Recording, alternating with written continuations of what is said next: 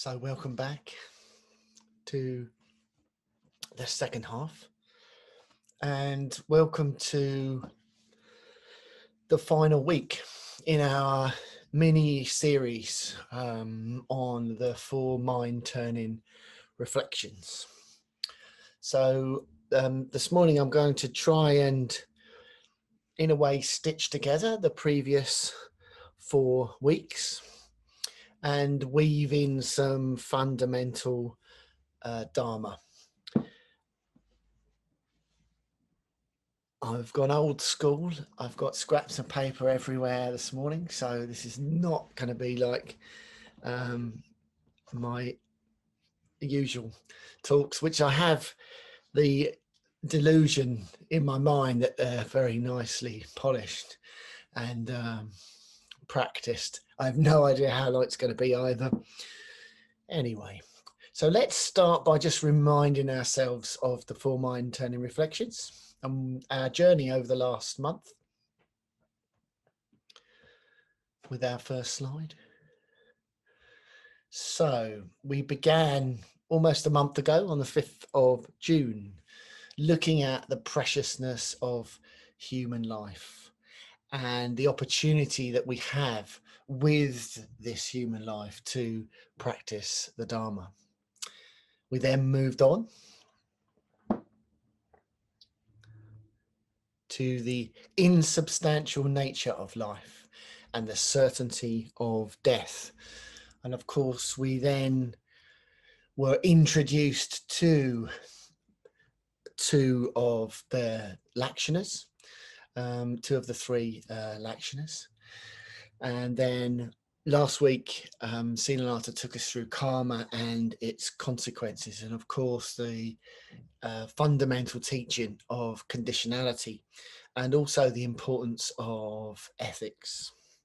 And then this week, we'll have the last of the mind turnings, which is around the defects of samsara. And I'm going to do what Sthiranaga did last week and refer to Vishvapani's very wonderful description of each of the mind turnings. So I'm going to be referring to that in relation to the defects of samsara. So Vishvapani is one of our order members from Sthiranāga Buddhist order. But I'm going to start with a slightly different summary of that from Tsongkhapa. So Tsongkhapa is 14th century Tibetan. So we'll have that and I'll just read that out. You may have come across some of this because Prasada Vajra used part of this for her talk. The human body, at peace with itself, is more precious than the rarest gem. Cherish your body, it is yours this one time only. The human form is one with difficulty. It is easy to lose. All worldly things are brief, like lightning in the sky.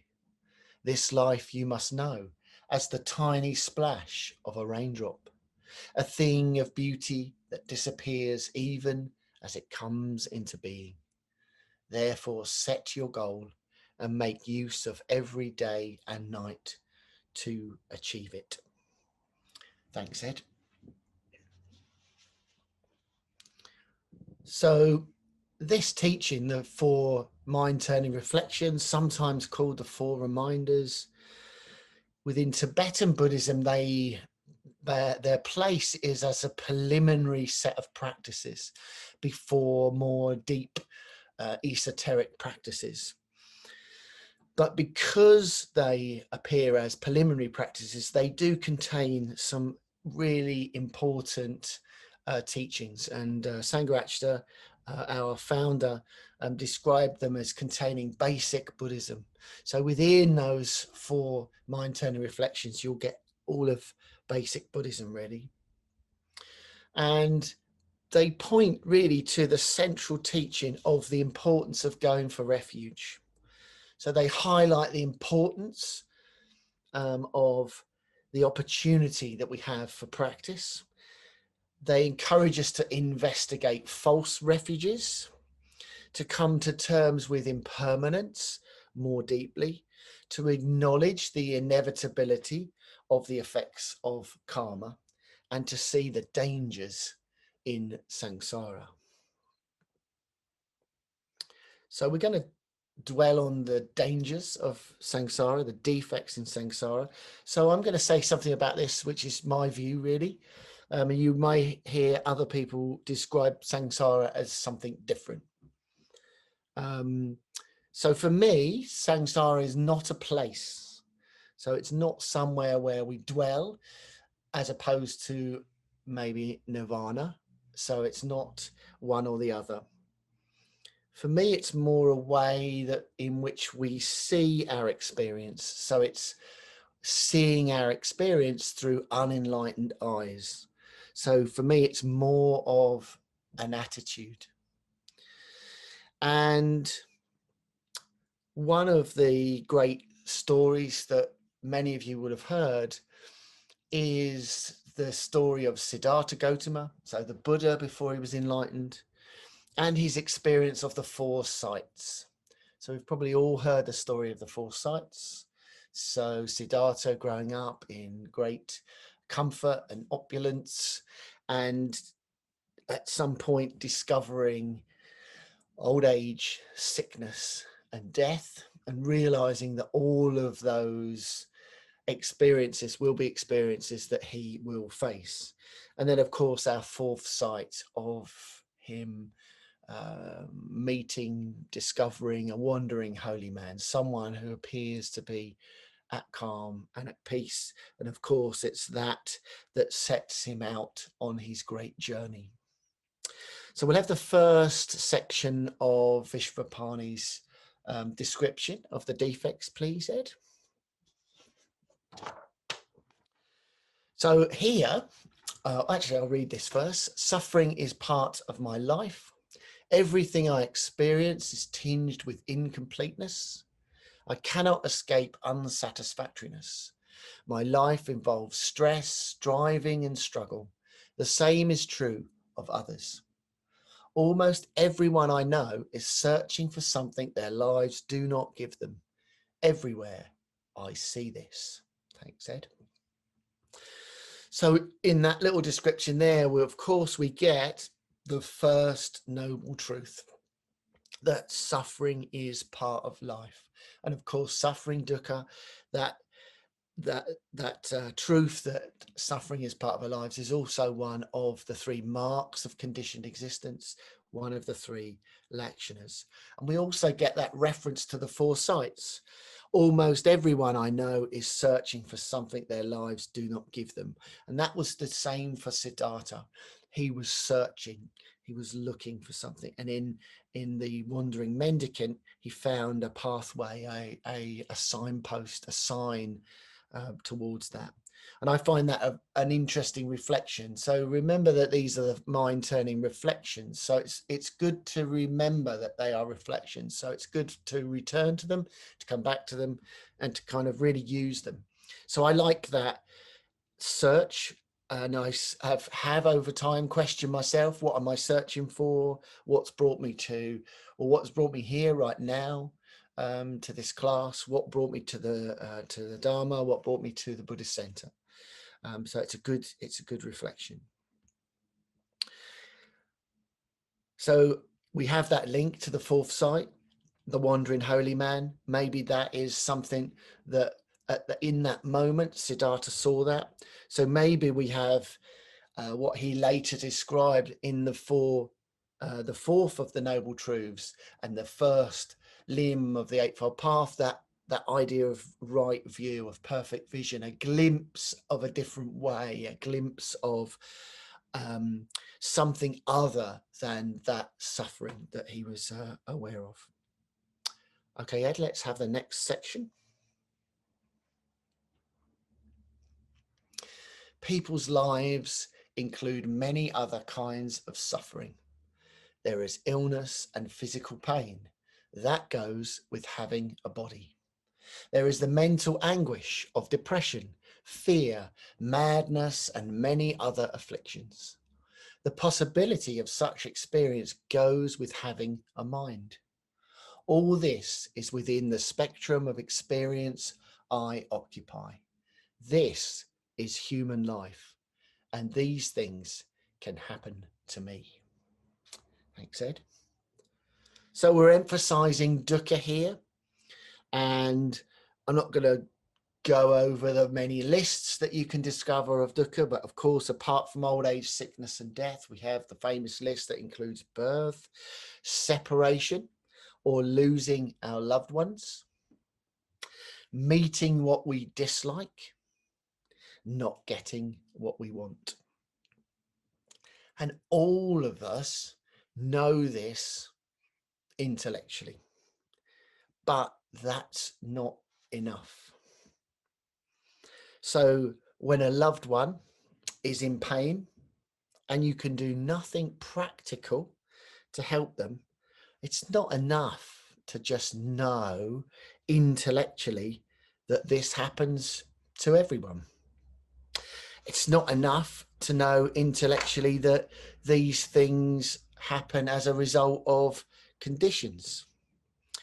But it is important nonetheless that we do realize that truth, and we realize that at that time. It's really easy to forget that in the intensity of those moments. So this is human life, and these things can happen to me. And recently, I've heard a lot of people expressing how unfair certain situations are, and creating and developing resentment which turns to blame, which breeds all sorts of negative mental states.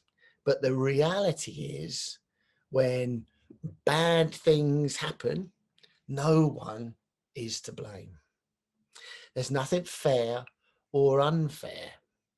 It really is simply the result of having this precious opportunity of a human life and the workings of conditionality. And as Sthiranāga described last week, this being, that becomes. From the arising of this, that arises. This not being, that does not become. From the ceasing of this, that ceases. A very beautiful description of conditionality, and one I would urge everyone to memorize and be able to bring to mind. Not easy to accept, particularly in very difficult circumstances. But again, accepting this reality sets us on the right path. Okay, Ed, if we could have the next section. When I consider my experience, I see that it's in continual flux. My body changes continually, a mass of processes that never settle. My mind is an endless stream of thoughts, one after the other.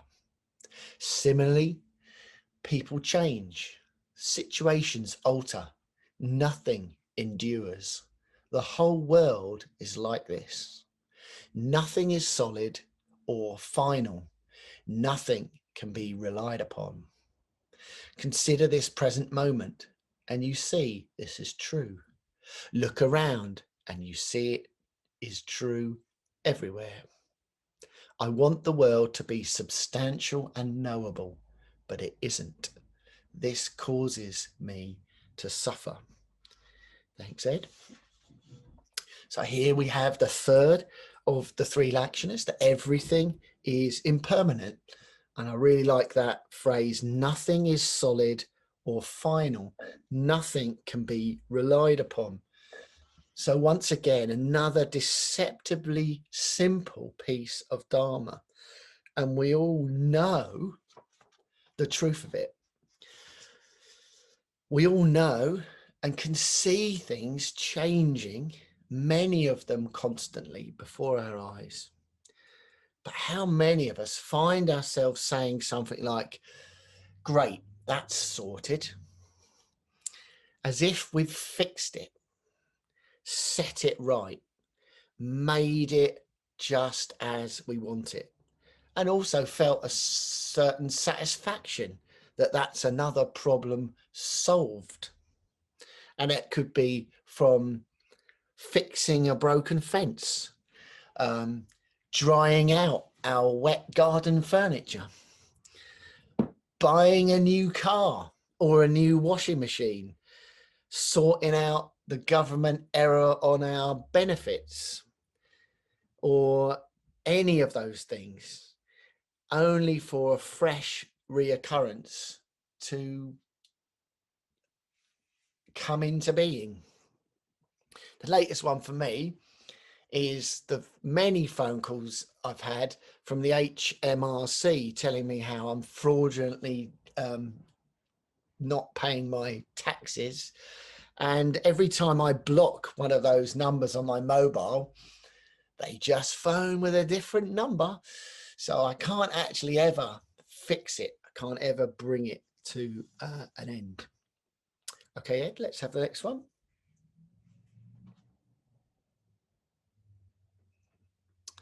These are the defects of samsara. It's futile to expect the world to make me happy.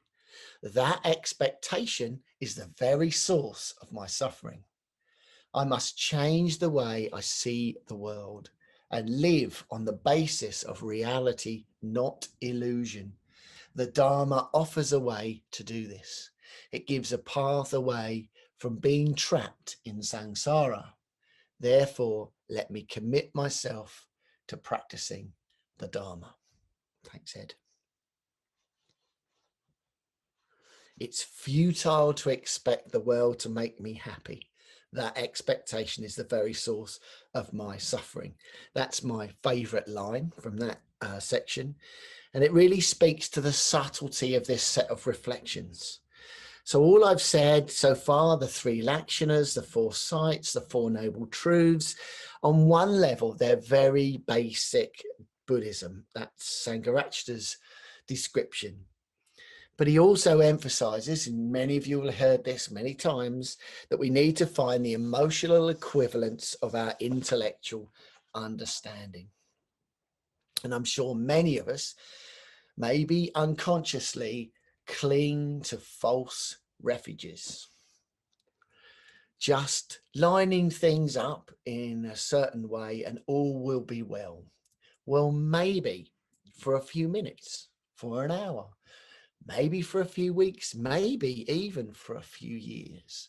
But eventually, the impermanent, insubstantial nature of things and the continual workings of conditionality will surface the suffering, the dukkha, inherent in our lives.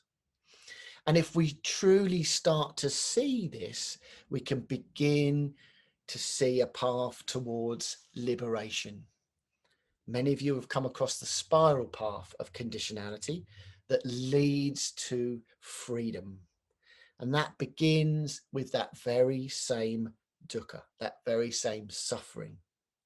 And it's what can help us to see through the defects of samsara, to see through our own delusion that keeps us strapped to the wheel, which results in the perpetuation of our suffering. And if we can change the way we see the world and live on that basis, that's the important bit. No good realizing that something causes suffering if we don't try and remove it from our lives. So facing those habitual tendencies, facing those mundane expectations of the way to behave, many of which have been conditioned into us by family, parents, education, society, etc. We need to face them down and be prepared to change. And that means facing that suffering. The American Tibetan teacher, Pema Chodron, a favorite of many, said the ability to be with one's suffering is the place of the spiritual warrior. And our own Sangharakshita said the gap between feeling and craving is the battleground of the spiritual life. And these 4 mind-turning reflections can set us up for that battle. They can prepare us for the fight. When things are all as we want them to be, it's easy to feel warmth and expansive loving kindness during our metta bhavana practice. But it's really when things are tough and our expansive heart gets squished and squeezed, and we feel ourselves saying, well, I need to focus on myself because I've got so much going on. Or when others say to you, you need to make time for yourself, that actually they're the moments when we need to remember these reflections. So when we contemplate the preciousness of our human birth, the things that enable us to practice, when we look at impermanence, sickness, aging, death, as well as renewal and becoming, when we understand more deeply karma in action, or the 2 types of conditionality, the cyclic and the spiral, then we can begin to wake up to samsara, and we can stop being fooled by it. And we can, if we choose, give up trying to bargain with it, to outwit it. We can simply see it, recognize it, and engage from it, and step from the wheel onto the spiral that will ultimately lead us to freedom.